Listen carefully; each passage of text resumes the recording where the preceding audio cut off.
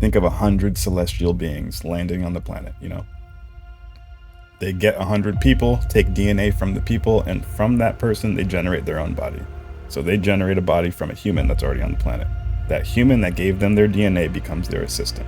So there's 100 celestials that now have 100 assistants that are humans, whom they borrow the DNA from to create their body. That's the Anunnaki. Anunnaki means the princely staff of the sky prince Anu. So Anu means the sky prince, Naki means the prince's staff. So Anunnaki is the 100 prince's Really staff. interesting. That's like a direct connection right there.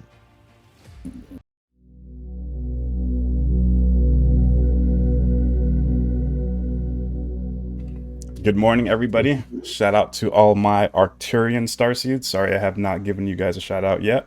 Welcome back to the Legacy FHP YouTube channel, your planetary headquarters for all of your celestial information. My name's D-Bake the Wise. You know my brothers below me, Gary Lee Haskins, Magma Slop, and Tay Chilla. Today we are doing another episode of The Forbidden Scrolls. We are going over the story of the Anunnaki. If you guys have ever heard of the Enuma Elish, the Epic of Gilgamesh, all those stories about the Anunnaki and the story of how the sons of God came down and mated with the daughters of men, all of that is explained in great detail in a text called the Urantia Book. We just did part one, so if you haven't seen part one, I highly recommend to go check that out so you kind of get an understanding of what we're talking about. Before we dive into it, I do ask you guys to subscribe so you can stay up to date with all the celestial broadcasts. Without further ado, let's jump right into it. So this is part 5 from paper 66 of the Urantia Book, Organization of the 100. And like I said, go see part 1 so you understand that how this story ties into the Anunnaki Sumerian story. The 100 were organized for service in 10 autonomous councils of 10 members each.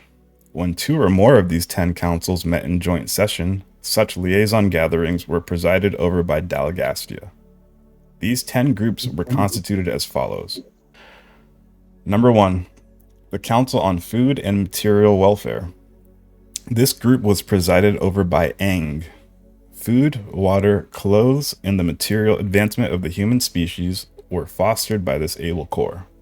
They taught well digging, spring control, and irrigation. They taught those from the higher altitudes and from the north improved methods of treating skins for the use of clothing, and weaving was later introduced by the teachers of art and science. Great advances were made in the methods of food storage.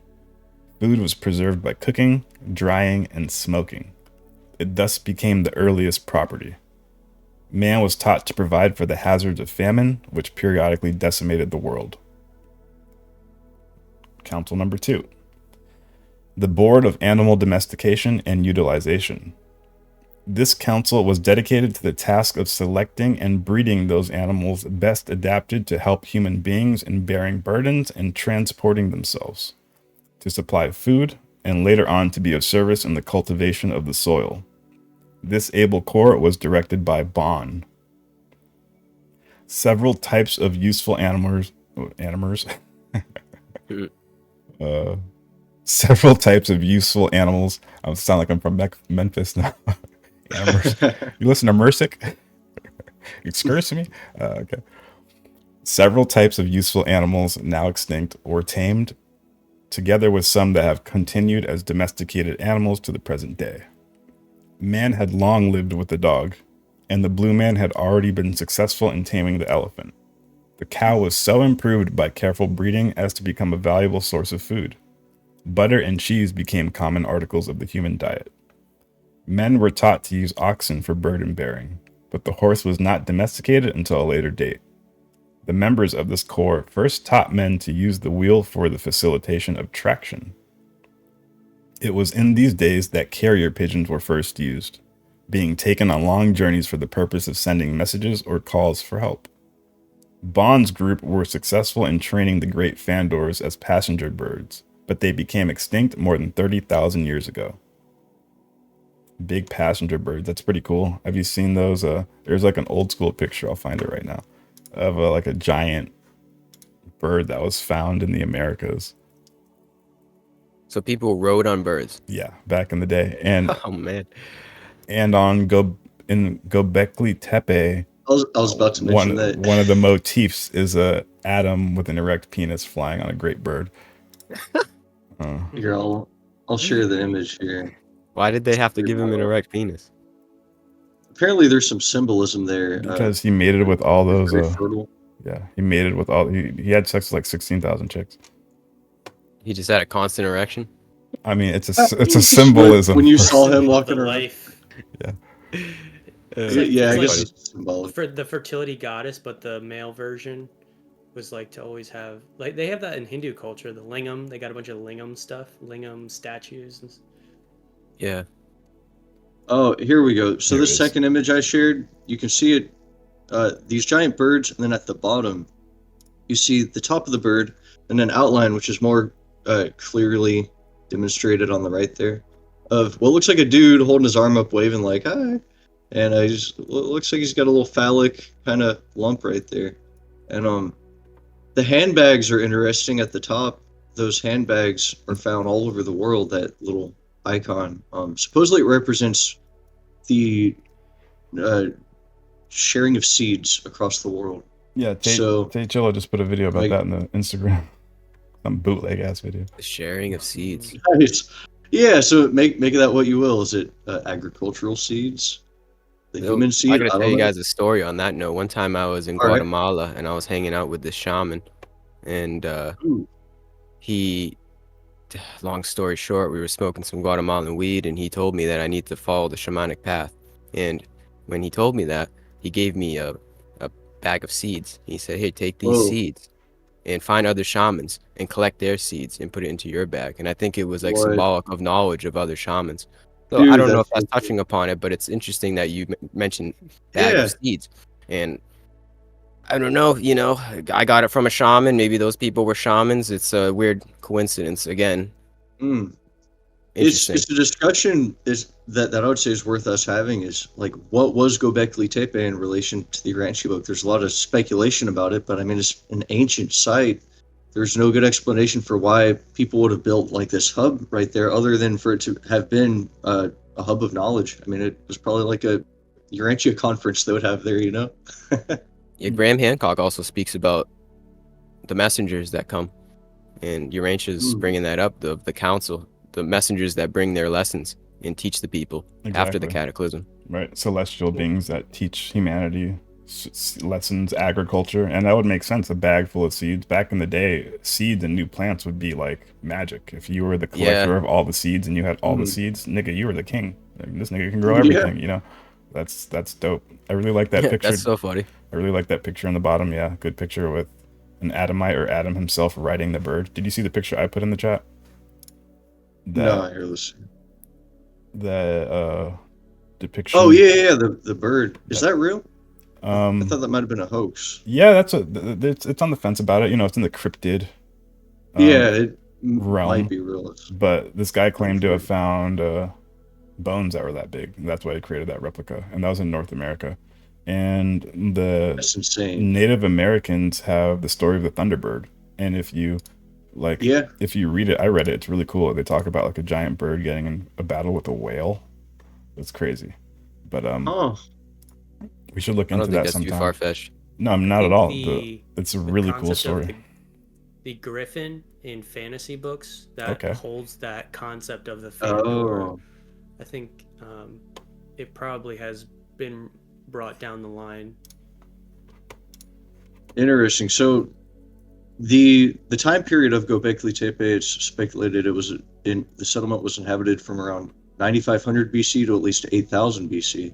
I mean, this is pretty old. It's thousands of years after the Garden of Eden, but still close enough, and it's closer to that time period than to where we are now.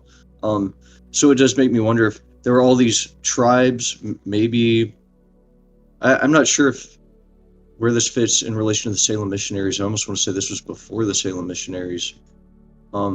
This could have been just groups of people transmitting knowledge, and I mean, stuff like this. The symbolism depicted here.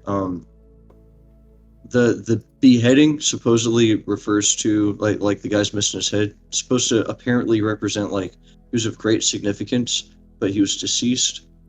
They would only do that to like kings or nobility if their head's missing. I don't know. That makes sense. Yeah. And yeah, so this would probably be a little bit later in the history, a little bit later than the Sumerians, I would guess, because it depicts Adam. So it would probably be an Adamite outpost or something. Nodite or Andonite, I forget, something like that. But yeah, it's interesting to see that how it shows the Fandor, the passenger birds.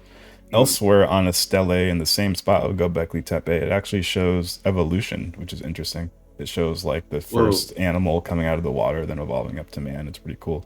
And it's interesting like how they have that evolutionary concept way back then. Yeah, right. Where can you find a photo of it? Are you talking about? Okay, I think I might have found it. It's a blurry image though.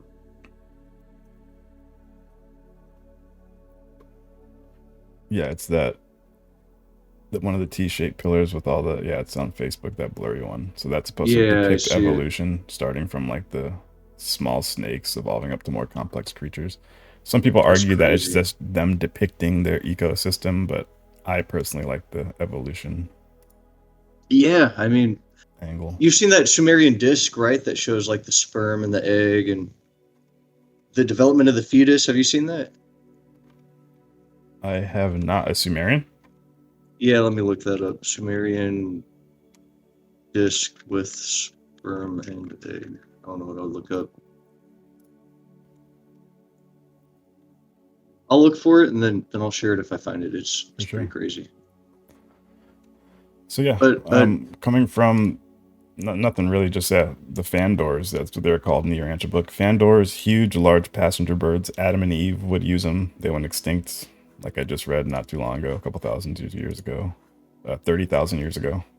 So that'd be kind of cool. And elsewhere in the Urantia Book, it says that these giant birds could speak certain languages, certain words of the realm. So think of like a parrot, or like, certain birds can say words. I guess these Fandors could also say words back to you and communicate with humans. So that'd be really cool, like Avatar type shit. Seriously. But you wonder why they died off if they were so important for us. Yeah. Oh. Okay, so get this. This was found in Colombia, and it's 6,000 years old. And it depicts the development of the fetus. It takes a little staring at to really interpret. It's kind of weird though. Symbols on it. It's really small. Yeah, gotta find it. It's quite JPEG. Quite JPEG. Here's a little bit higher resolution. But like Gary, what you were saying about shamans, I feel like maybe that was the role of the shaman, was to transmit knowledge. Like you said, the bag of seeds. I wonder how old that analogy was. I know, right? Yeah. That could be like an ancient tradition. Yeah, it's pretty cool. Now you got the seeds, Gary. I lost the bag though, to be honest with you. Oh shit! I lost the physical bag. You still got it in here though. Fumbled the bag. Yeah, I got it. I got it in here. Gary, when you said that, the thing that I immediately thought is that you do a lot of stuff with the legacy crew, and you're gathering all our seeds of knowledge. Yep. Yeah, exactly. We're about to start our mind, body, spirit sort of official program, so it's all there. Yeah, I think it's symbolic. Bag or not. It's symbolic. We all have a bag of seeds. I got 2 of them in between my fucking legs. God damn, man. Leave that in. Don't cut that out. Fucking all right. So we're gonna jump right back into it, but just to paint a little picture in the viewers' minds, think of 100 celestial beings landing on the planet. They get 100 people, take DNA from the people, and from that person, they generate their own body. So they generate a body from a human that's already on the planet. That human that gave them their DNA becomes their assistant. So there's 100 celestials that now have 100 assistants that are humans, whom they borrow the DNA from to create their body. That's the Anunnaki. Anunnaki means the princely staff of the sky prince Anu. So Anu means the sky prince, Naki means the prince's staff. So Anunnaki is the 100 prince's staff that landed. Really interesting. That's like a direct connection right there. Yep. So this is the story of them, and apparently they split the 100 into 10 different sectors, to 10 different councils, and we're going over the 10 different councils now. These are the different councils that taught mankind the different aspects of society, agriculture, government, civics, animal husbandry, all that shit. So, jumping right back into it, council number 3, the advisors regarding the conquest of predatory animals. It was not enough that early man should try to domesticate certain animals, but he must also learn how to protect himself from destruction by the remainder of the hostile animal world. This group was captained by Dan. The purpose of an ancient city wall was to protect against ferocious beasts, as well as to prevent surprise attacks by hostile humans. Those living without the walls and in the forests were dependent on tree dwellings, stone huts, and the maintenance of night fires. It was therefore very natural that these teachers should devote much time to their instructing their pupils in the improvement of human dwellings. By employing improved techniques and by the use of traps, great progress was made in the animal subjugation. So, that was important. You got to protect the babies from the jaguars. Yeah. Defense Dan is was the wall important. guy. Dan was the wall There's guy. the wall guy. Just build the wall. I'm sure he embodied that, masculine, like, protector, sheepdog mentality. Like, I'm protecting the people. Defense only, all about defense. Yeah. Don't fuck with Dan, he'll kill your ass. Probably kind of raising hunters too. The Board of Animal Domestication was more the agriculturalists, I would imagine, and then the Dan was more the hunters. Advisors regarding conquest. Yeah, and they were probably coming home with predators. People were like, damn, killing tigers and shit. Yeah. Hell yeah. And they wore them on their bodies. Yeah. You know that there's like an African tribe. I don't know if they still do it. I think they still might do it. Or like the rite of passage is to kill a lion when they turn like 14 or 15. Oh shit. And they 14. it's like really young, dude. And you have to like get a lion to chase you, and you're holding a spear, and it chases you, and when it's chasing you, and then you turn around last second when it jumps, and you plant the spear in the ground and fall back, and it falls on the spear. That is insane. That's how you get your like rite of passage. So I don't know. Maybe that's a descendant of Dan's. That is wild, dude. For a lion. Yeah. All right. My uncle did that. Yeah. I got an uncle who did that with a boar, a wild boar. It's a gnarly story. Oh yeah, he got one with a spear. Yeah. That's pretty cool. It's a wild hunting trip. Yeah, it's illegal in some states. So a lot of people hunt boar with pikes. That's an actual sport, and it's illegal in some states. Yeah, I want to do it really bad. Like you should go up to that motherfucker and yeah, I'll pass. I'll scream in memory of Dan at the end. Blood on my face. Dan! For Dan! Lieutenant Dan! Lieutenant Dan. Alright. I'm picturing Anunnaki missing legs in a wheelchair. Nice. Okay. Bubblegum shrimp. Okay. Council number 4. The Faculty on Dissemination and Conservation of Knowledge. This group organized and directed the purely educational endeavors of those early ages. It was presided over by Fad. What's really interesting is I think in the Egyptian and Sumerian mythology, there are people by these names. I forget which one. It's like Dan, Fad, or Eng. I forget. Like they get mentioned. Gotta look it up. Yeah, they get mentioned. It was presided over by Fad. The educational methods of Fad consisted in supervision of employment, accompanied by instruction in improved methods of labor. Fad formulated the first alphabet and introduced a writing system. That's crazy. So cuneiform was probably Fad. Huh. That's the Sumerian tablets are written in. That's gnarly. This alphabet contained 25 characters. For writing material, these early peoples utilized tree barks, clay tablets, stone slabs, and a form of parchment made from hammered hides, and a crude form of paper-like material made from wasps' nests. The Dalmatia Library, destroyed soon after the Caligaste disaffection, comprised more than 2 million separate records and was known as the House of Fad. Damn, imagine finding that site if there's any like leftover tablets there. Buried deep under the sand somewhere. Wild, dude. And That's crazy. So the Hebrews must have taken this writing system because the alphabet, the Hebrew, that's what the Phoenician cuneiform turned into the Hebrew writing version, which turned into our alphabet of today. So somehow this got translated into the Jews and the Phoenicians, which were pseudo-Jews, pretty much. Or I say Jews are pseudo-Phoenicians, the other way around. If I'm wrong, leave a comment. The blue man was partial to alphabet writing and made greatest progress along such lines. The red man preferred pictorial writing, while the yellow races drifted into the use of symbols for words and ideas, much like those they now employ. But the alphabet and much more was subsequently lost to the world during the confusion attendant upon the rebellion.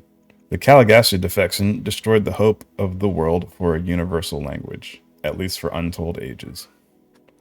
Interesting. How ironic that Fad's name would become a word used to designate something that's fleeting, like a craze that lasts and is short-lived, and his whole life mission was to knowledge. It's just a fad. Just a fad. Number 5. Now, this guy is mentioned in the Bible. Where did Cain go to get his wife? Do you guys remember? The land of Nod. Yes, sir. Oh. Council number 5. The Commission on Industry and Trade. This council was employed in fostering industry within the tribes and in promoting trade between the various peace groups. Its leader was Nod. Every form of primitive manufacture was encouraged by this corps.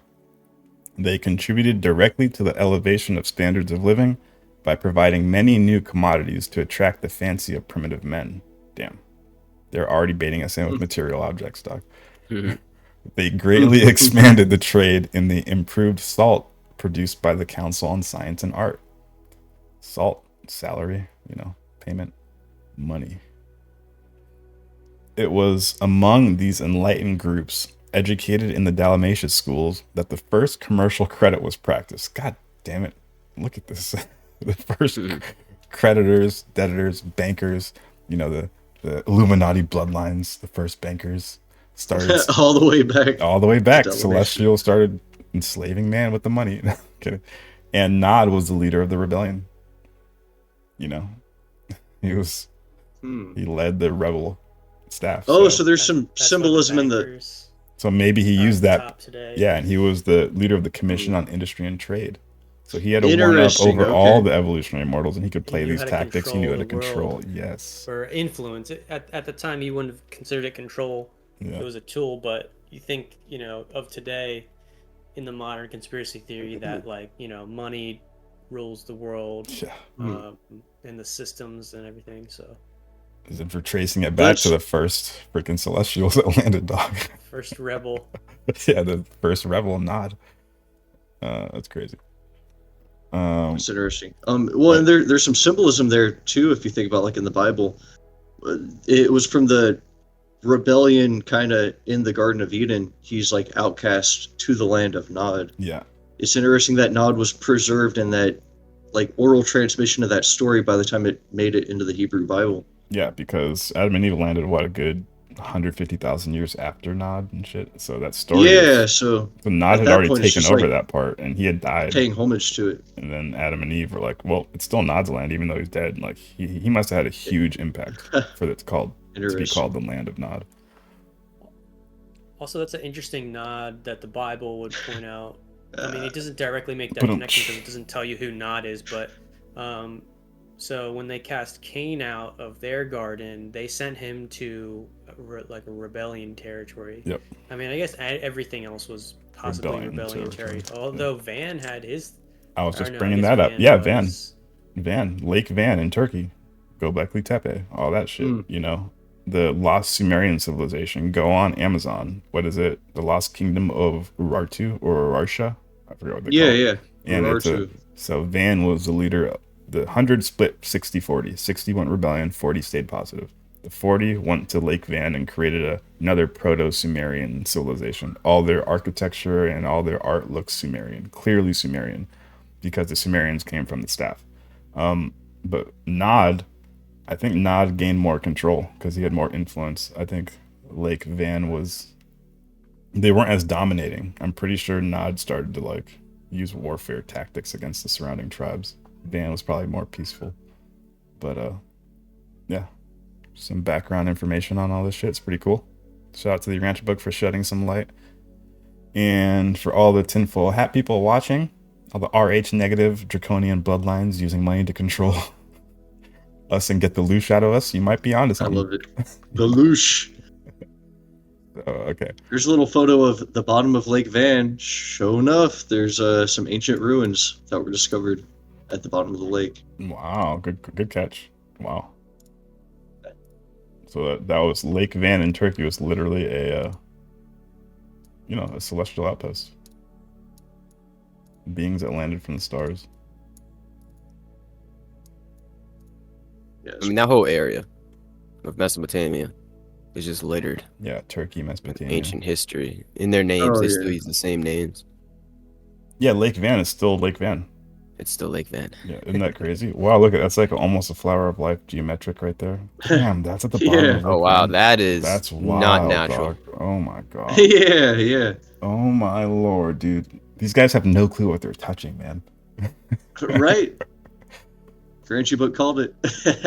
That's so wild. This is all Lake Van. Yeah, it's Lake Yeah, Van, this dude. is what trips me out about the Urantia Book is it'll say something like this, and then people will go over to an archaeological site and actually find something. It's like, Yeah, dude. all right, there's something fishy about this book. Hey, Legacy Expeditions coming up soon.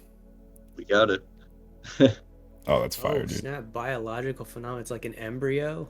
It's like Oh, yeah, you little saw that. symbols of an embryo. Yeah, Oh, Yeah, those are Columbia, What? Oh, you're talking about 6,000. it's the an yeah. embryo progressing. It's Yeah. like It's a fetus sperm progressing into a it's humanoid. a human embryo. Yeah, humanoid. See the male, female at the bottom of the disc there.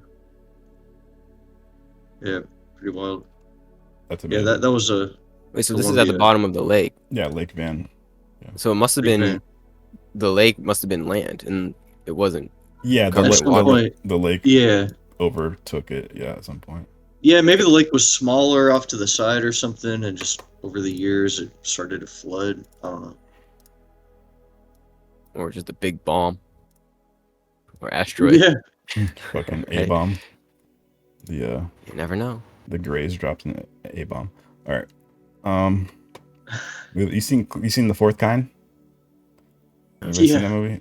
Yeah, the Greys are speaking Sumerian and shit. When they abduct people. Pretty cool. Whatever. Sidetracked. From a central exchange of credits, they secured tokens which were accepted in lieu of the actual objects of barter. The world did not improve upon these business methods for hundreds of thousands of years. I mean, still haven't really. So that was about the guy who was the leader of the rebellion under Caligastia. Okay. The College of Revealed Religion. This body was slow in functioning, obviously. Urantia civilization was literally forged out between the anvil of necessity and the hammers of fear. But this group had made considerable progress in their attempt to substitute creator fear for creature fear, ghost worship, before their labors were interrupted by the later confusion attendant upon the secession upheaval. Secession upheaval, sorry. The head of this council was Hap. I think Hap is mentioned in the Egyptian mythology. None of the prince's staff would present revelation to complicate evolution. They presented revelation only as the climax of their exhaustion of the forces of evolution. But Hap did yield to the desire of the inhabitants of the city for the establishment of a form of religious service. His group provided the Dalmatians with the 7 chants of worship, and also gave them the daily praise phrase, and eventually taught them the Father's prayer, which was, Father of all, whose Son we honor, look down upon us with favor. Deliver us from the fear of all save you. Make us a pleasure to our divine teachers, and forever put truth on our lips. Deliver us from violence and anger. Give us respect for our elders and that which belongs to our neighbors. Give us this season green pastures and fruitful flocks to gladden our hearts. We pray for the hastening of the coming of the promised uplifter, and we would do your will on this world as others do on worlds beyond. See, that's a precursor to the Lord's Prayer that Jesus taught us. Wait, who's the promised uplifter? That was Adam and they were talking about Adam and Eve then. Oh, right. Yeah. They were holding out for thousands of years waiting for Adam and Eve. I love how they have a hint in there of worlds beyond, like they were getting people thinking about that on a regular basis. Right. Even primitives at one point thought that was normal, probably. At number 7, somebody can take over. You got one more little paragraph there? Yeah, I know. Just at number 7. Oh, okay. Although the prince's staff were limited to natural means and ordinary methods of race improvement, they held out the promise of the Adamic gift of a new race as the goal of subsequent evolutionary growth upon the attainment of the height of biologic development. Oh wow, so that's what they taught the people. They said if we can progress to a mind-body-spirit level, then the promise of the Adamic gift would come. This is cool. That's what we're teaching pretty much. There's something I noticed here, a little pattern. I could be looking into this a little too hard because I noticed there are 10 different divisions here, but I noticed a loose correlation, kind of a parallel with the first 7 and the 7 chakras in a way. So the first one is the Council on Food and Material Welfare. That's like your stability, your root chakra, your survival. The second one is what was it? Animal domestication and utilization. It's kind of like a preserving, kind of nurturing instinct, gardening, maybe agriculture. The third one, conquest, and it's kind of like willpower and strength and all that. The fourth one, the faculty on dissemination and conservation of knowledge. I've often heard the heart chakra as related to knowledge, like your knowledge is in your heart kind of thing. Wisdom. Wisdom. There you go. Yeah. The fifth one is industry and trade. The Commission on Industry and Trade. So you're exchanging, communicating. The sixth one, the College of Revealed Religion, is getting people like thinking on a higher level. Yeah. And the 7 is the Guardians of Health and Life. Abundance. I don't know. It's interesting. I wonder if that was baked into their system, was teaching of this 7-fold nature. Yeah. Of course, they had 10, but I mean, we got that from somewhere. All these ancient traditions have like planetary astrology and these ideas of the 7-fold nature of reality, and I wonder how far back that goes. That's a good correlation. I like that. In connection to the 7 Additive mind spirits too. I'm sure the celestial method of education has like subconscious themes baked into it, like you said, for sure. Whoever wants to read Jerry, next. you want to? Volunteering me? Over and we'll just I'll take if you want, we'll just go in order. Yeah, for sure. The Guardians of Health and Life, number 7. This council was concerned with the introduction of sanitation and the promotion of primitive hygiene and was led by Lut. Its members taught much that was lost during the confusion of subsequent ages, never to be rediscovered until the 20th century. They taught mankind that cooking, boiling, and roasting was a means of avoiding sickness. Also, that such cooking greatly reduced infant mortality and facilitated early weaning. This is major key. Yeah, right. Yeah, I don't hear it AC anymore either, too, so you're good. Okay. Many of the early teachings of Lut's Guardians of Health persisted among the tribes of Earth on down to the days of Moses, even though they became much garbled and were greatly changed. The great obstacle in the way of promoting hygiene among the ignorant peoples consisted in the fact that the real causes of many diseases were too small to be seen by the naked eye, and also because they all held fire in superstitious regard. It required thousands of years to persuade them to burn, refuse. In the meantime, they were urged to bury their decaying rubbish. The great sanitary advance of this epoch came from the dissemination of knowledge regarding the health-giving and disease-destroying properties of sunlight. Before the prince's arrival, bathing had been exclusively religious ceremony. That's interesting. Wow. Must have been It was indeed difficult. Praise God. Yeah, Take a shower. How did they meet? Hallelujah. You can't mate. That shit smells nasty after a couple days down there. I mean, ugh. Oh yeah. Yeah, people were nasty back in the day, man. They were like, we gotta teach those monkeys. Yeah, seriously.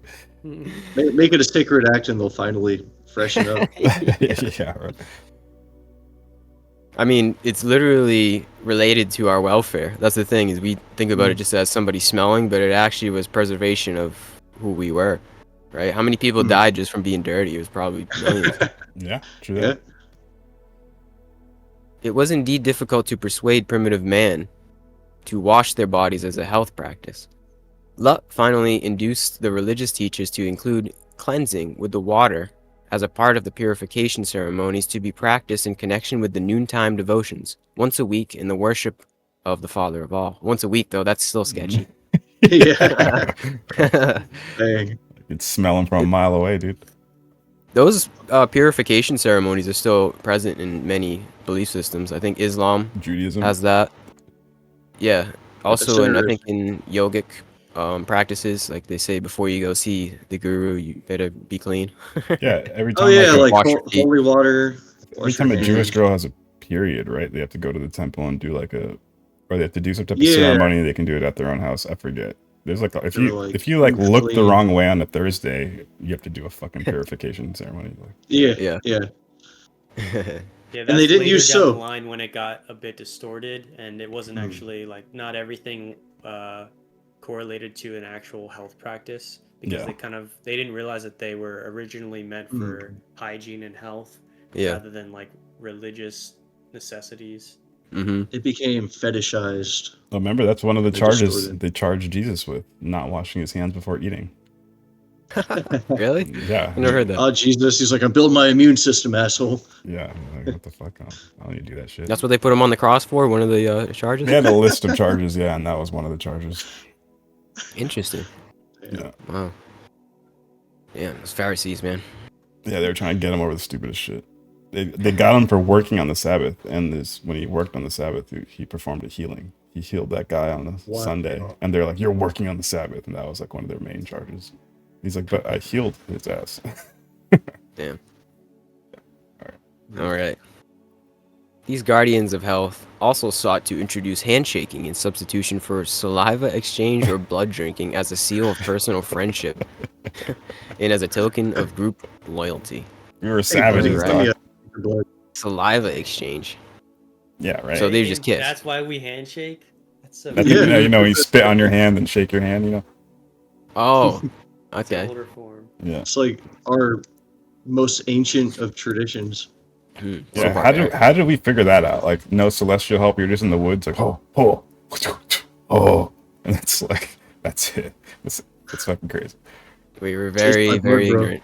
and Yeah, right. naive. It's in our language too, like blood brothers. You know, like Yeah. you're of blood. That I Yeah. guess that goes in our minds all the way back. And also hawk tour. Oh, They don't Lord. like- You got hot Oh, too. God. Get a Full reference. that one. circle. Full circle. Yep. All the way back. Thanks, everybody. She's first actually practice. practicing the Sumerian traditions. Yep. Oh man. They're like, no hug. I had to say it. Handshake. No, Yeah. no. No. No hug to it. It's like we know where this ends. The chick on TikTok. We better stop before it starts. That's But great. when out from under the compelling pressure of the teachings of their superior leaders, these primitive peoples were not slow in reverting to their former health-destroying and disease-breeding practices of ignorance and superstition. Does anyone else want to take over? Because I got like allergies going on in my yeah, throat today. yeah, I got you. Appreciate that. 8. The Planetary Council on Art and Science. This corps did much to improve the industrial technique of early man and elevate his concepts of beauty. Their leader was Mech. Art and science were at a low ebb throughout the world, but the rudiments of physics and chemistry were taught the Dalmatians. Pottery was advanced, decorative arts were all improved, and the ideals of human beauty were greatly enhanced. But music made little progress until after the arrival of the violet race. These primitive men would not consent to experiment with steam power, notwithstanding the repeated urgings of their teachers. Never could they overcome their great fear of the explosive power of confined steam. They were, however, finally persuaded to work with metals and fire, although a piece of red-hot metal was a terrorizing object to early man. That's wild, yeah. dude. That's wild. So they were teaching us steam power back then. The first celestials that landed and taught us primitives, they're already like, let's try to teach them steam power. That's pretty fucking advanced, man. Yeah. And then all of our fire and steam, it's like the beginning of mechanics. industry. Yeah, combustion. Yeah. And we get a lot of lore, you know, you guys have heard about this, how like the swords maker was considered like divine or magical, you know, like the blacksmith was the first like priests. I think it says it elsewhere in the Urantia book. The blacksmiths were considered like the first priest class because they had the ability to like make things out of metal. No one saw that before. They're like, holy crap. Like chemical. Yeah, so alchemy. That probably stems from the early primitive man being imprinted by those hot rods that it said that hot rod was terrorizing to early man. So that probably stuck with him and imprinted. Yeah. That's crazy. And then finally they found guys who could actually work it and like turn that into things. And then those guys became revered because they can now handle this, you know, demon somehow. You know what I'm saying? And Yeah. That's where you get all those early stories of the blacksmiths are divine. Yeah. They're wielding fire. Mm-hmm. Think about how crazy they bend metal. It's the hardest object known to the human mind back then. And these guys turn it a different color. You don't find metal normally in nature like that, you know? Like that's true, yeah, just having metal. Like just having metal. This is pre-Bronze Age too, right? What the fuck? Yeah, it's so metal. Way before Bronze Age, yeah. Mm-hmm. Stone Age. Mech did a great deal to advance the culture of the Anunnaites and to improve the art of the Blue Man. The blend of the Blue Man with the Andon stock produced an artistically gifted type, and many of them became master sculptors. They did not work in stone or marble, but their works of clay, hardened by baking, adorned the gardens of Dalmatia.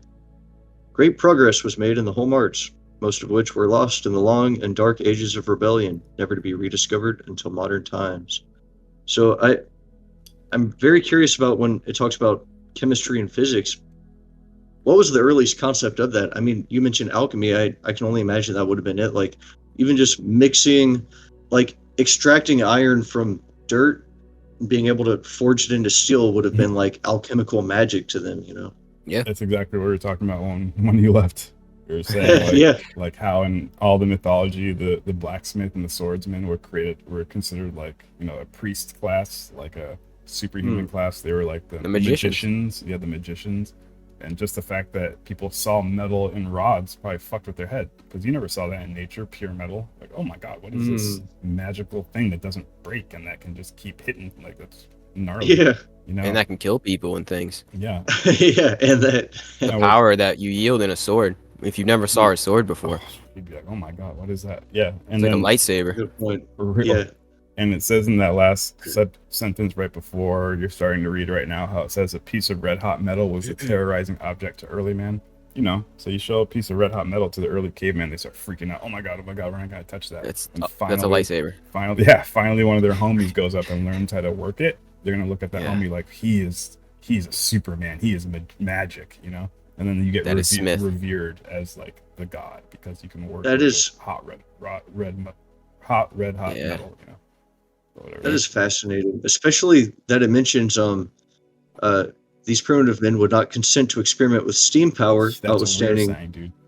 They repeated, like they were already trying to teach them back then. That's exactly what if we would have been ready for it, they would have taught us how to like harness pressure, steam builds up. But yeah, I guess that's why we need evolution. You know, we need a lot of time to get used to this kind of stuff. Yeah, it's crazy how the Celestials, right when they land, they thought we were advanced. This fucking start teaching them steam power. Like that's super advanced.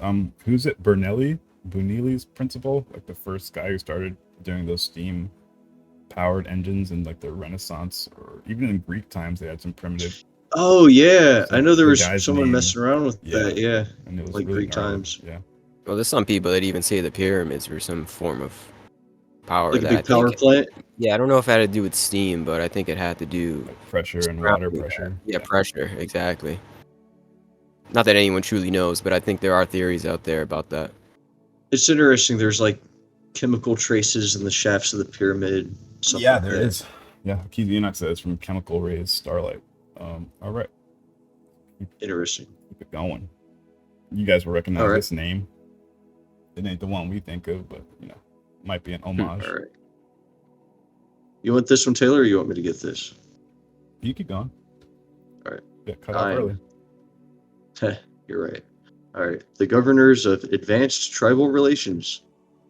This was the group entrusted with the work of bringing human society up to the level of statehood. Their chief was Tut. These leaders contributed much to bringing about intertribal marriages. They fostered courtship and marriage after due deliberation and full opportunity to become acquainted. The purely military war dances were refined and made to serve valuable social ends. Many competitive games were introduced, but these ancient folk were a serious people. Little humor graced these early tribes. Few of these practices survived the subsequent disintegration of planetary insurrection. Tut and his associates labored to promote group associations of a peaceful nature, to regulate and humanize warfare, to coordinate intertribal relations, and to improve tribal governments. In the vicinity of Dalmatia, there developed a more advanced culture, and these improved social relations were very helpful in influencing more remote tribes.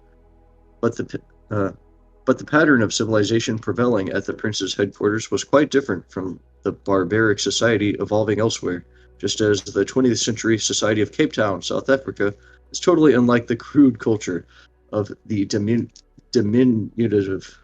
diminutive Bushmen to the north. Wow. Yeah, Throwing that's shade at South Africa. Yeah, right. I guess by 1930s. Yeah. If you hear most of the Urantia Book is racist quotes on Google, that's one of the quotes they pull. Yeah. What are they trying to say? That's rough. I think They're probably not wrong. They weren't mentioning anything about race. It was probably as they were developing South Africa at that point. Literal Bushmen in Yeah. the 1930s, you know. I've had conversations with 2 white girls about this exact quote and shit, and Oh, I know who you're talking about. And they were like, what, "Does that mean what tribal people in the woods are not as advanced? That they're more advanced because they know how to live in the woods." And I'm like, "Yeah, you're right. I guess they could survive. They could teach me 1 or 2 things about surviving in the woods overnight, but they're not building fucking spaceships." And I said that shit, and they were like, Yeah, exactly. Also, when people take these quotes out of context, what they totally missed is what we just read. All the things that we just read were the different councils on building civilization and building a society, and like the working systems, the health, the farming, the home arts, all of those things. That's what makes a civilization advanced. And then they say, and then they just point out a civilization that was not advanced like that. So happened so to be a you don't certain take color. that as Right. Yeah, and you don't take that as like the Bushmen didn't have the potential to be advanced. Yeah. It's just that at that moment of measurement, they were not at the same point of civilization building. So that you can understand most of those controversial quotes from that context. But people read surface level and think surface level. Yeah, Mhm. the next couple of weeks or so, we should directly address the subject of the racism aspect. I think that'd give us a lot of views. Oh I'd yeah. love to. I feel like we're one of the few groups that are well prepared to actually talk about it. Probably because we have been able to talk about it for like We got practice, 3 dog. years now. Yeah. And also because you're black. Exactly. Deadrick. That I holds mean, the that's- most that's the weight. I greatest talk to advantage. Jessica about that all the time. I'm Like if I it can was say 4 shit. white guys talking about it, it'd be like It'd be a little different. Wait. We're all gonna be cowering behind D-Bake. Yeah, we all get a pass. Can you say it? Can you say this? Say this. We're gonna whisper in D-Bake's ear like, "Say this, say this." Right. I guess you could say it. You give us the pass. Let's finish They'll this give us last the paragraph pass. so that Taylor. Oh, you gotta bounce anyway. So. All right. Yeah. 10. The Supreme Court of Tribal Coordination and Racial Cooperation. Ooh. This of which, good Supreme segue. Council. Good segue there. This Supreme Council was directed by Van and was the court of appeals for all the other 9 special commissions Oh wow. charged with the supervision of human affairs.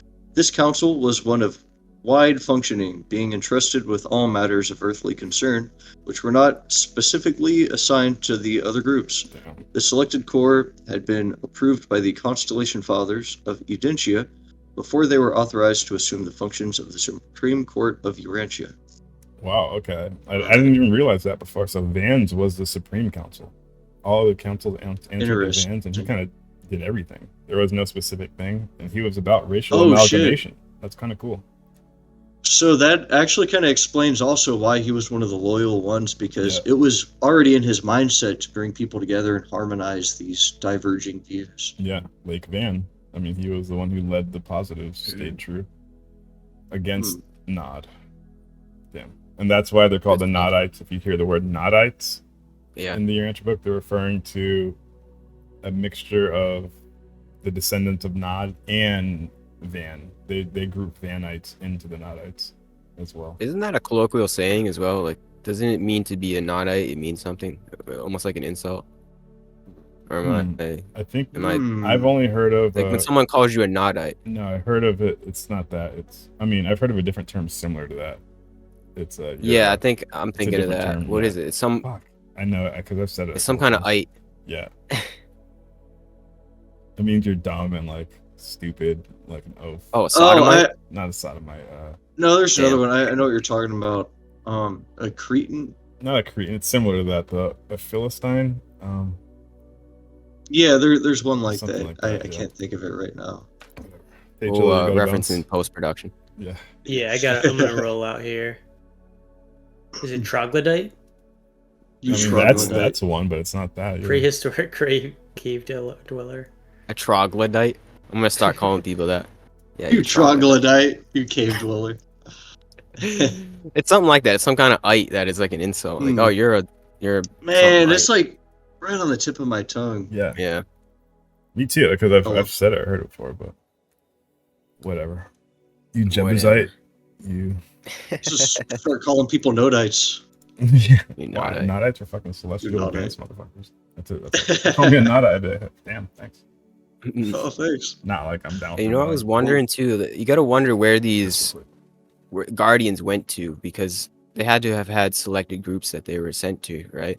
Like some people that were selected to be more civilized than others, and you can just see that in ancient civilizations. There was the Egyptians, there was the Sumerians, the Babylonians.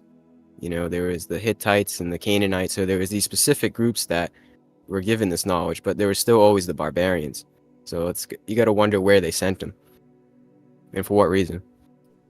I mean, this kind of gives you a general idea, because after it describes that on the arrival of Adam and Eve, well, there was a dispersion after the rebellion, the secession of Earth. Caligasti made that decision, and then the staff also, 60% sided with the prince in secession, and they wanted to unfold a progressive plan for teaching the people, something that did not follow the rules that they were sort of using before.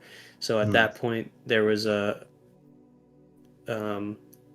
bifurcation of how we teach the people, and then also at the arrival of Adam and Eve, it talks about where the descendants went. So that is kind of like explained in the papers, but you have to pull it out. All right, part 6, Purple Rain by Prince. The degree of a world's culture is measured by the social heritage of its native beings, and the rate of cultural expansion is wholly determined by the ability of its inhabitants to comprehend new and advanced ideas. Slavery to tradition produces stability and cooperation by sentimentally linking the past with the present, but it likewise stifles initiative and enslaves the creative powers of the personality. The whole world is caught in the stalemate of tradition-bound Moors when the Caligasti 100 arrived and began the proclamation of the new gospel of individual initiative within social groups of that day. But this beneficent rule was so soon interrupted that the races never have been wholly liberated from the slavery of custom. Fashion still unduly dominates Urantia. I love that quote. So we're in slavery to tradition and customs. And fashion. Dude, there's something I gotta seriously, like there's something to unpack just from that very first paragraph there. Yeah. The very first sentence, the degree of a world's culture is measured by the social heritage of its native beings. Yes, and the rate of cultural expansion is wholly determined by the ability of its inhabitants to comprehend new and advanced ideas. And so, like, That's a this is a banger. double-edged sword. Yeah, like, this is what the Urantia book talks about, is like the greatest strength and handicap of the Hebrews and the Chinese. The Chinese, it has like a whole little section talking about how advanced they were, how early on they were like a civilization of peace because they had dominated their land and all that. But like, it's a double-edged sword. You look at the Hebrews, it's their ability to preserve their traditions that had made them the most advanced tribe in the tribal ages. But once mankind was ready to move out of the tribal ages, they were holding their people back because of all their rules and dogmas. Yeah, That's why crystallized. Jesus had to step in. Could have gone another 1,000 years without changing, just stuck in that kind of rigid mindset. Yeah, it does like that. And it also equates like Christianity and nationalism as well too. Nationalism is that glue that binds us together to make the great country of the United States. And other countries are nationalistic about their country, but that same thing that brought us to that level of advancement is also the barrier for letting us integrate. Same with Christianity. Christianity was built up, the only institution that carried the master's teachings through time, so we have them today. They're even named after Christians, but they will be, paper 196 says it. Christianity is the biggest roadblock for the spreading of the true teachings of Jesus. Like, it's so ironic. all of these glues that get us to stick together, they can crystallize and become the blocking force for advancement. And that's, you're only as good as your culture. The degree of a world's culture is measured by the social heritage of its native beings.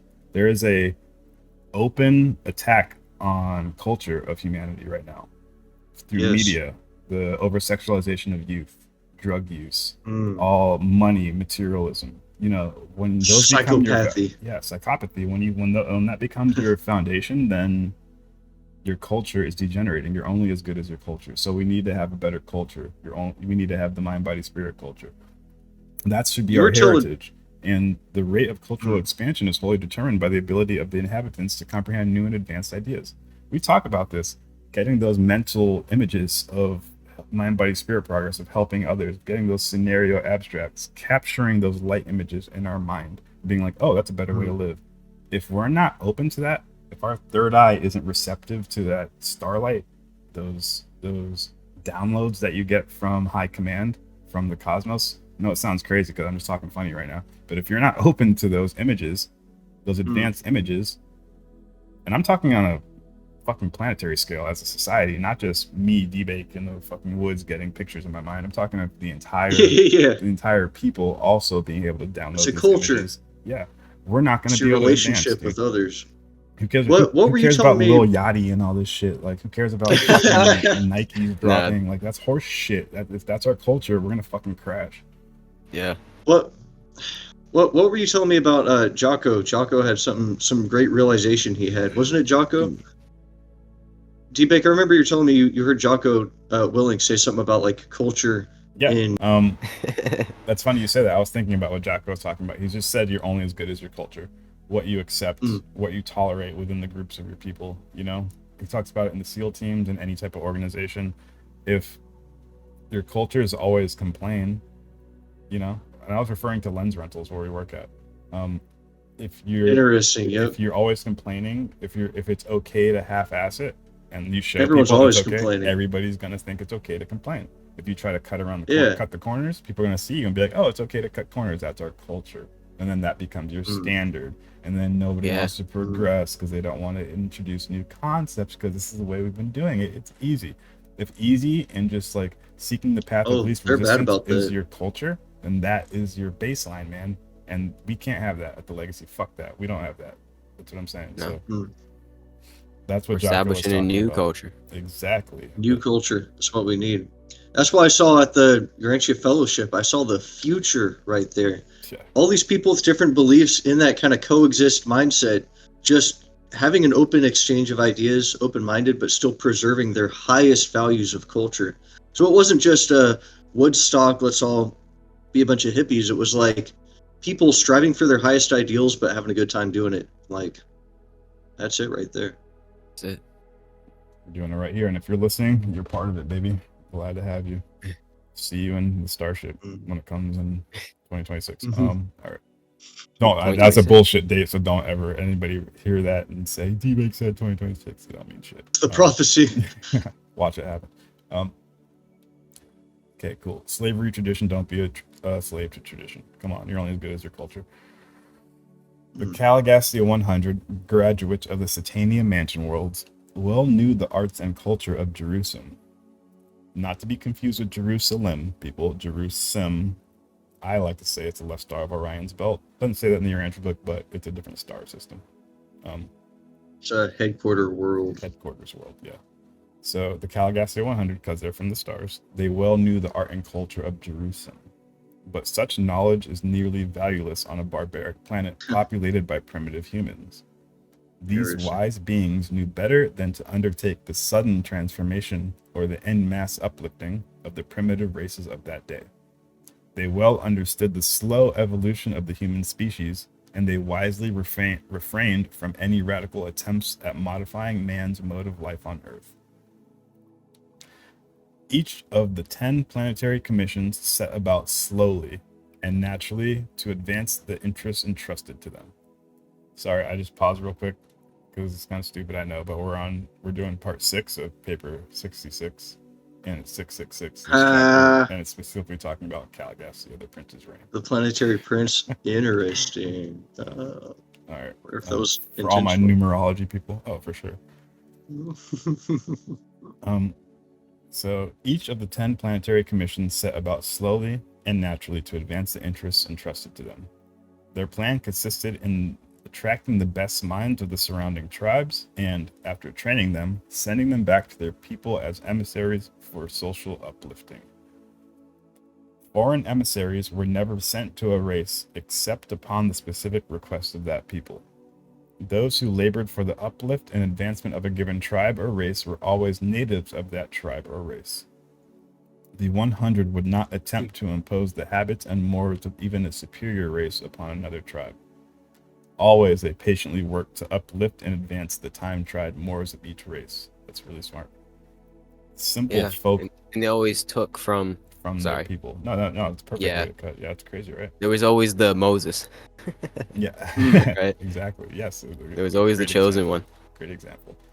That makes sense. Yeah, and then you send their people to them, and then you try to uplift the concepts they have. You don't try to impose a different type of order. It's super smart. Okay, so that's why the culture of Jerusalem was completely useless when you're around a bunch of primitive people on the planet. You have to work with their material, and if they don't have good material to work with, you got to slowly refine that material. And I think Nod started thinking the other way, that we're going to superimpose our culture on the surrounding tribes.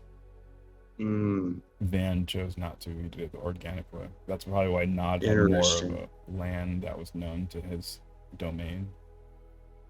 I mean, okay. I'm pretty sure they started. I think they intimate in the Urantia book they started going to war with the surrounding tribes. That's not even fair. Billion-year-old celestials fighting a primitive guy in the woods. Fuck. Dude, what would that have been like? There's entire legends that are being left out here. Yeah, exactly. Stories of conquests between nations we don't even know about. Yeah, celestial. There's a lot of history there. Yeah. I wonder if there was any Sangic evolutionary people that couldn't be dominated or even given the celestials a run for their money. Maybe some of that was recorded in Hindu literature. I don't know. Right. There's a lot of that kind of, because we were savages. Those kind of fantastical tales being told. Yeah, even the celestials were like, "Oh my God, these people are savages." Yeah. They killed Dan. No. They killed Dan. All right. The Dalmatia teachers sought to add conscious social selection to the purely natural selection. Wow, this is 6666. This paragraph right here. I'm sorry. I think you were actually you're like halfway into the. Oh, sorry. You're like always. They patiently worked. There we go. So the next one is the quad sixes. Always they patiently worked to uplift and advance the time-tried mores of each race. The simple folk of Urantia brought their social customs to Dalmatia, not to exchange them for new and better practices, but to have them uplifted by contact with a higher culture and by association with superior minds. The process was slow, but very effectual. Let's see if this paragraph has an interesting... They're trying to say anything with this paragraph. 6666. The Dalmatia teachers sought to add conscious social selection to the purely natural selection of biologic evolution. Oh, wow. That's a banger sentence right there. Conscious social selection to the purely natural selection of biologic evolution. Most people only think natural selection, you know. They did not derange human society, but they did markedly accelerate its normal and natural evolution. Their motive was progression by evolution, not revolution by revelation. The human race had spent ages in acquiring the little religion and morals it had, and these supermen knew better than to rob mankind of these few advances by the confusion and dismay which always results when enlightened and superior beings undertake to uplift the backwards races by over-teaching and over-enlightenment. Yep, that paragraph's a shot at Caligastia. Yeah, I was going to say that's a freaking shot at Caligastia, because that, looking at the Luciferian mindset, is all about revolution. It's about overthrowing the hierarchy. Do it. Over-reveal. Thou wilt, you know. Everything. Yeah. Interesting. Yeah, so Caligastia chose to not do that slow, steady evolution. He said, fuck it, we're just going to over-reveal everything. Gnarly. He's the light bringer. He's the light bringer, and that's in freaking Freemason mythology. It's remember the friend of man? Interesting. Why isn't Lucifer, in the Bible, he claimed to be the friend of man? In the Urantia book, it says that as well. The friend of men and angels, that's what they call him. Lucifer, the friend of men and angels. Yeah, because he thinks he was liberating men and angels from the tyrannical Michael government. Yeah, he's a Prometheus. Like you said, the light bringer. Yeah. Gnarly. When Christian missionaries go into the heart of Africa, where sons and daughters are supposed to remain under the control and direction of their parents throughout the lifetime of the parents, they only bring about confusion and the breakdown of all authority when they seek, in a single generation, to supplant this practice by teaching that these children should be free from all paternal restraint after they have attained the age of 21. It's interesting that they use that example. Wait. Number 7, crank through it. Christian missionaries go into the Oh, yeah. And it's the fact of trying to change that practice in a single generation is detrimental. Yeah, exactly. Okay, I heard that was part of the fall of the Roman Empire. Actually, it says it in the Urantia book. Something about liberating kids at a younger age from like the predefined marriage practice or something like that. And it wasn't the change that was detrimental. It was the change in a single generation of radically altering the way your civilization operates. Yeah, when it talks about like planetary government on a neighboring planet or something like that, it talks about how like it's almost suicidal for a nation to make up new modes of life every generation because it can't keep up with it. And it almost seems like that's what we're doing today. Like every generation, a totally new way of living, mode of life. And you're right. It's gonna crash. It's wild. I hope at some point we can get to the little bit they say about China. I forget what paper it's in though, but it was interesting how they talk about life, dog. Yeah, we'll get to it.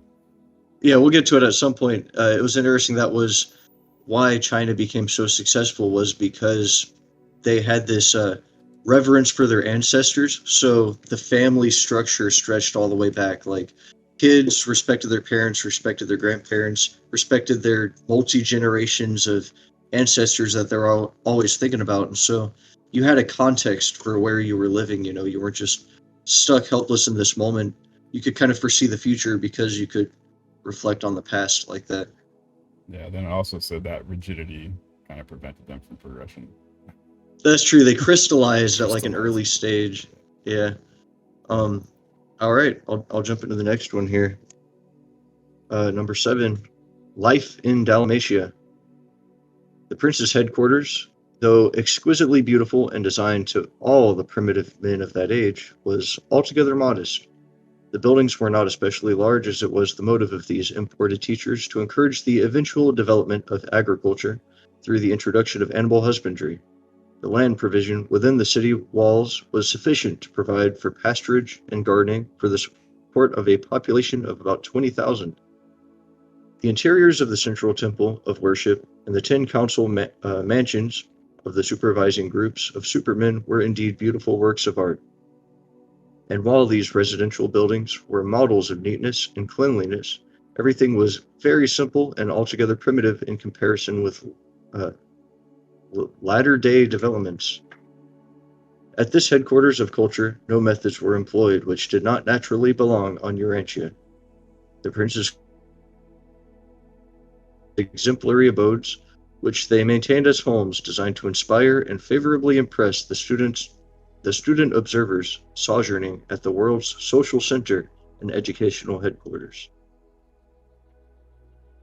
I think that's a cool idea, just having a world social center and educational headquarters. Right, where anybody could come through and witness how you guys are living. Like, Yeah. Maybe we'll motherfuckers are get that ill, again dude. someday. Yeah. Like that would inspire all the primitives. You know, you're living in the woods for 10, 11 years and you see the city and you're like, oh, I want to be like this, you know, and that's a profound impact on you forever. You're trying to get your kids there, you're trying to get your family over there, you know. Yeah. Well, it's kind of like that quote that was shared on the Urantian think tank just yesterday about that. There was a discussion about Urantia temples, and like you get a Urantia temple as almost like a certificate of approval that your planet is officially entering the status of light and life, and that is like it goes on the capital of the world. I think that's an interesting idea to have a world capital, and having that Urantia temple, this vast building, is like your headquarters for other worlds to interact with you or something. It's a pretty wild concept.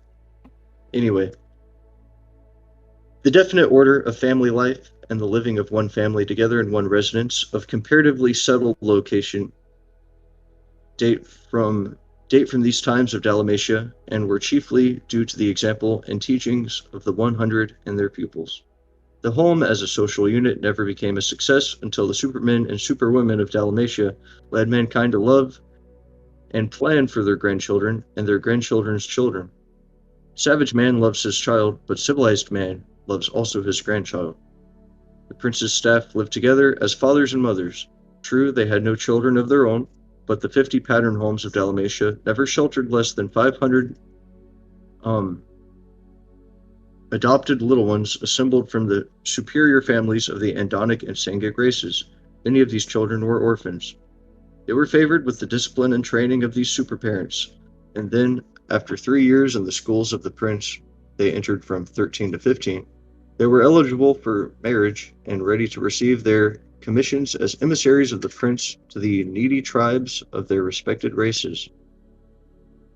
Bad sponsored the Dalmatia plan of teaching that was carried out as an industrial school in which the pupils learned by doing, and through which they worked their way by the daily performance of useful tasks. This plan of education did not ignore thinking and feeling in the development of character, but it gave first place to manual training. The instruction was individual and collective. The pupils were taught by both men and women, and by the two acting conjointly. One half of this group instruction was by sexes. The other half was co-educational. Students were taught manual dexterity as individuals and were socialized in groups or classes. They were trained to fraternize with younger groups, older groups, and adults, as well as to do teamwork with those of their own ages. They were also familiarized with such associations as family groups, play squads, and school classes. Well, I like how they said this plan of education did not ignore thinking and feeling. Yeah. You don't do that. They're laying out a pretty clever structure for education, even though this is completely ancient, like 500,000 BC or something. It's still a good pattern, I think, to follow. Among the later students trained in Mesopotamia for work with their respective races were Andonites from the highlands of western India, together with representatives of the red men and the blue men. Still later, a small number of the yellow race were also received. Hap presented the early races with a moral law. This code was known as the Father's Way. It consisted of the following 7 commands. 1. You shall not fear nor serve any god but the Father of all. 2. You shall not disobey the Father's Son, the world ruler, nor show disrespect to his superhuman associates. 3. You shall not speak a lie when called before the judges of the people. 4. You shall not kill men, women, or children. 5. You shall not steal your neighbor's goods or cattle. 6. You shall not touch your friend's wife. And 7. You shall not show disrespect to your parents or to the elders of the tribe. This was the law of Dalmatia for almost 300,000 years, and many of the stones on which this law was inscribed now lie beneath the waters off the Persian. It became the custom to hold one of these commands in mind for each day of the week, using it for salutations and mealtime Thanksgiving. I just We're gotta. advanced, dude. That's so sick. That's the prototype Ten Commandments. That's the 10 Commandments before the 10 Commandments, you know? I was about to ask, like, where do you think that came from? If Moses, you know, the story goes Moses received the 10 Commandments, but do you think more that was an echo of a more ancient time? Moses received that. You get what I'm saying? Yeah, like, for sure. Like, first of all, for legacy expeditions, we're gonna go to the waters off Mesopotamia and Persia, and we're gonna get one of these original Dalmatians. We're gonna get one of these. That's gonna be sick. We're gonna hang it on the fucking wall. But remember, in the Adam and Eve papers, Adam and Eve introduced their own 10 Commandments, which were derived from these. So I'm pretty sure when the Celestials land, they like try to establish it, and then the next Celestials land, work off what they got and add a little bit more. Okay. And then I guess somehow the Adam and Eve, remember Melchizedek? Melchizedek kind of tweaked it a little bit more when he landed, and that's when I think Moses got that version somehow. Moses got that translation. So it went through. Originally, the Anunnaki gave it to us, the Kalgastia staff. Adam and Eve reiterated it. Melchizedek tweaked it, and then Moses got it. Okay. And do you think? I mean, didn't Moses receive the 10 Commandments after his contact with the burning bush? Yeah, I don't know. Was that a separate? Any light on that story? But yeah, according to the Bible, that's what it was. Yeah, saw the burning So it's bush. one of those things. Yeah. I know, like a lot of the Bible stories, we can actually take as symbolic because they're retelling these old stories, but it may not be like verbatim exactly how it happened. You know. Yeah. It's interesting. It's up to interpretation. I'm sure these laws were around during his time, but if they weren't, maybe he like found an old tablet and brought it to the people. I was like, hey, this is the shit right here, and they're like, okay, but I don't know. Yeah. Or he found it in lit the up bush. Maybe he found it under the burning bush. He might have found him in the bush. He might have lit up a burning bush, took a hit, and had this great revelation. You know, it's all stone hanging out of the sand. It was like, Could be that. Yeah. Could be he lit the bush on fire and it allowed him to find the tablet. Literally. Yeah. Maybe it's just like so literal. Yeah, like the bush burnt and then Literally they saw found a tablet in a burning under bush. the bush. Like, oh shit, there's a tablet in that burning bush. And it was like a Melchizedek roll it out. tablet, you know. Yeah. Joe Rogan loves talking about how the fact that the acacia bush is the bush that the Hebrew scholars say it was, and that the acacia is rich in Psychoactive? DMT. There's a lot of DMT. That's wild. Yeah. And, you know, so, Maybe. but I don't know if you can get the DMT trip off of lighting an acacia tree on fire. Just That's breathing in the wrong. Yeah, that's kind of a far push. I think It's you a have to like stretch. concentrate it and just smoke the concentrate. But whatever. He tapped into our collective unconscious and received the memories from the Dalmatians. Yeah. I don't know. Whatever. You got some tablets that have been existed. So if you're a Christian out there, if you're saying the 10 Commandments, they're a lot older than the 10 Commandments. I mean, the 10 Commandments are written on Sumerian walls, so it's pretty obvious. You can go read them yourself. So back when they were the 7 Commandments. An interesting note I saw, maybe kind of controversial, but thou shalt not kill. Apparently the original translation was thou shalt not murder. And there's a different context there because it rules out killing out of self-defense or things like that. Yeah. The original translation of it, it was thou shalt not like deliberately murder someone. Premeditated. That makes sense. Yeah. It's a big difference.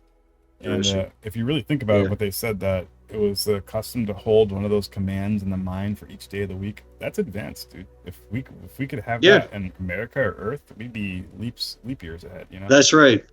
We don't even have that now. No. I think that's a really cool idea. The Mesoamericans practice this in different ways, where like the Mayan calendar actually represented like different combinations for each day of the year, and you would have like a different combination of deities that would remind you of like a different spirit to embody each day. And you know, back in the Mayan days, there would have been these like woo-woo like horoscope kind of types that were real into it, they would have told you like, hey, it's the 23rd. This is the significant meaning of this day, you know. 13th Baktun. Today we worship the eagle goddess and the Yeah. energy. Yeah, exactly. It would have been like that. Yeah, fuck that dog. I worship the dog energy. All right. All right, so moving on, the time measurement of these days was the lunar month, this period being reckoned by 28 days. That, with the exception of day and night, was the only time reckoning known to the early peoples. The 7-day week was introduced by the Dalmatia teachers and grew out of the fact that 7 was 1/4 of 28. The significance of the number 7 in the super universe undoubtedly afforded them opportunity to introduce a spiritual reminder into the common reckoning of time, but there is no natural origin for the weekly period. Wow. That's kind of cool. The country around the city was quite well settled, with a radius of 100 miles. Immediately surrounding the city, hundreds of graduates of the prince's schools engaged in animal husbandry and otherwise carried out the instruction they had received from his staff and their numerous human helpers. A few engaged in agriculture and horticulture. Mankind was not consigned to agricultural toil as the penalty of supposed sin. In the sweat of your face shall you eat the fruit of the fields, was not a sentence of punishment pronounced because of man's participation in the follies of the Lucifer rebellion under the leadership of the traitorous Caligastia. The cultivation of the soil is inherent in the establishment of advancing civilization on the evolutionary worlds, and this injunction was the center of all teaching of the planetary prince and his staff throughout the 300,000 years which intervened between the arrival on Urantia and those tragic days when Caligastia threw in his lot with the rebel Lucifer. Work with the soil is not a curse, rather it is the highest blessing to all who are thus permitted to enjoy the most human of all human activities. I love that. At the outbreak of the rebellion, Dalmatia had a resident population of almost 6,000. This number includes the regular students, but does not embrace the visitors and observers, who always numbered more than 1,000. But you can have little or no concept of the marvelous progress of those faraway times. Practically all of the wonderful human gains of those days were wiped out by the horrible confusion and abject spiritual darkness which followed the Caligastia catastrophe of deception and sedition.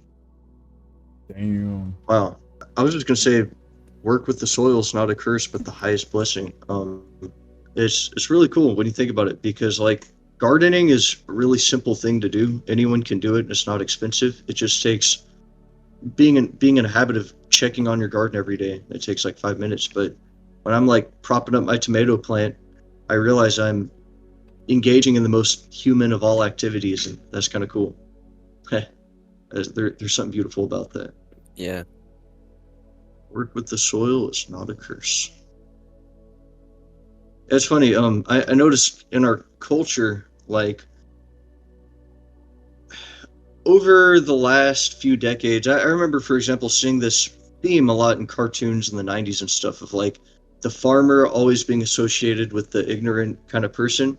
And I mean, it's often true, you know, because usually like agriculturalists, you know, they don't like the city folk, they stay away, and so they're by nature kind of ignorant.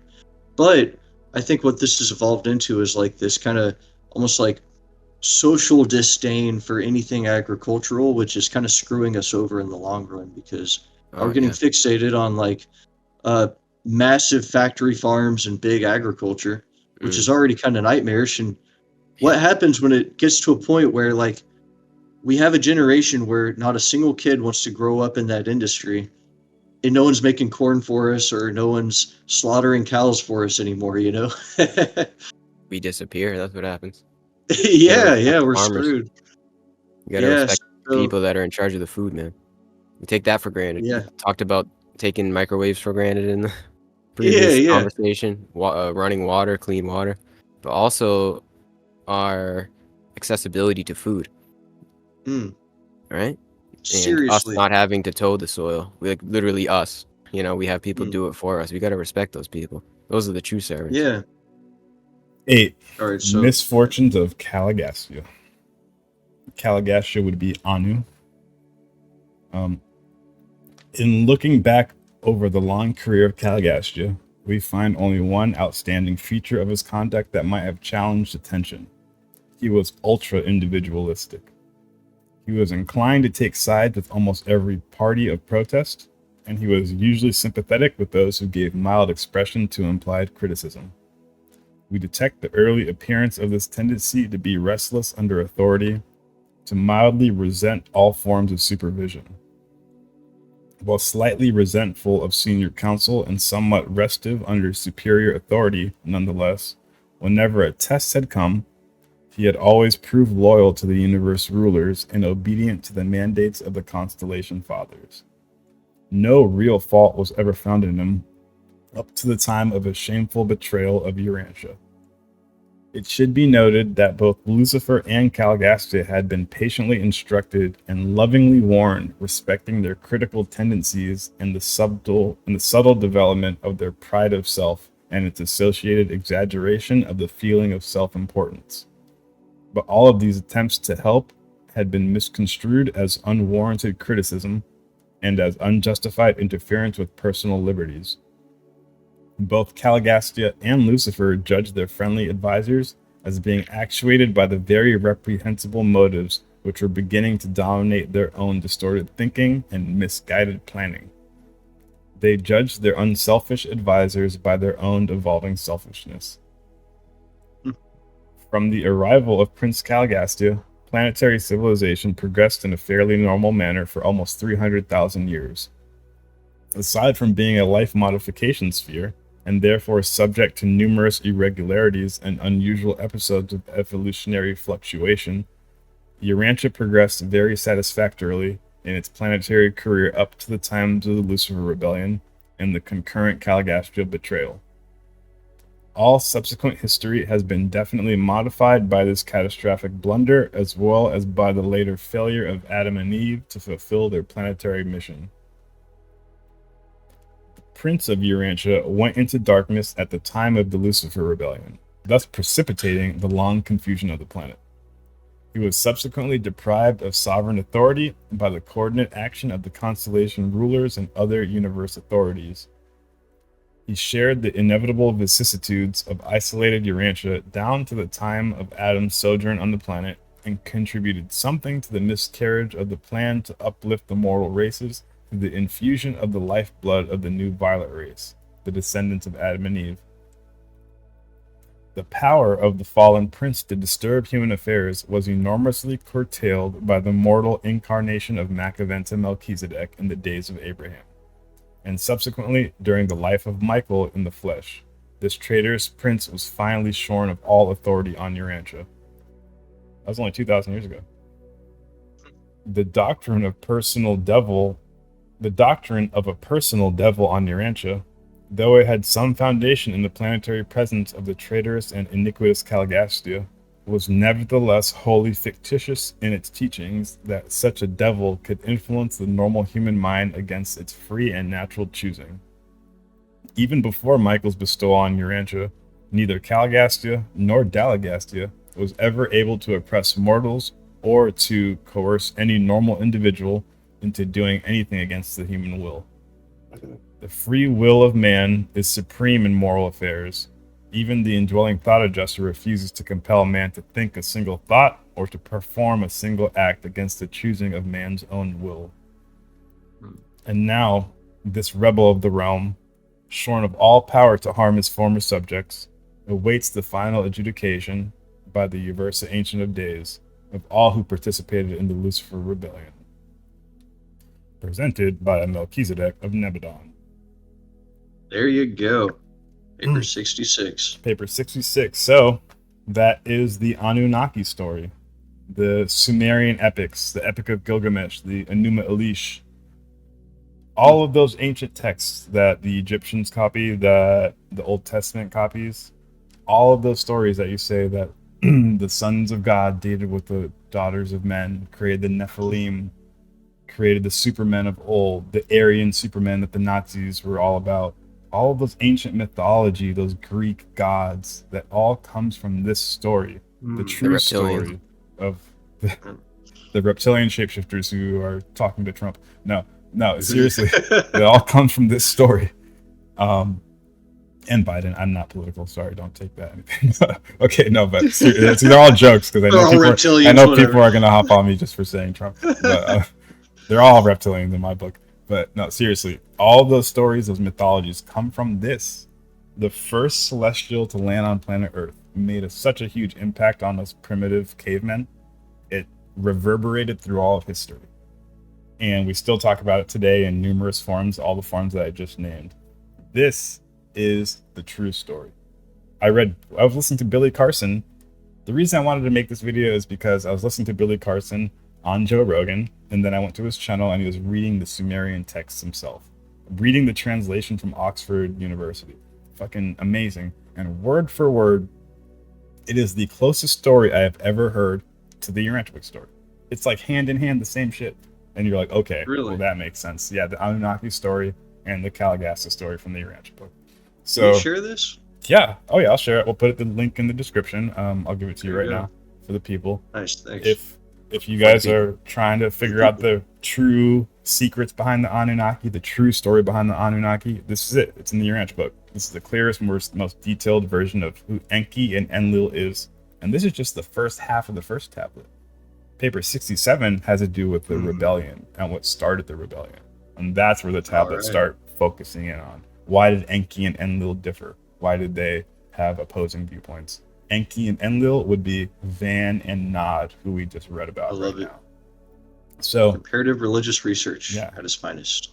Stay tuned if you want to get those Palladian star beams from the 6th dimension. We got you on lock. If you're still fucking with the 5th dimension, we got them videos too. 4th dimension homies, we got you too. We got it all. We love you guys. Until next time, I hope you guys enjoyed listening. My brother Gary Lee Haskins, go follow his YouTube channel. Go like, leave all them comments. Magnus Sloth. Until next time. We gotta do this again. Love you guys. Peace out. Subscribe. Peace.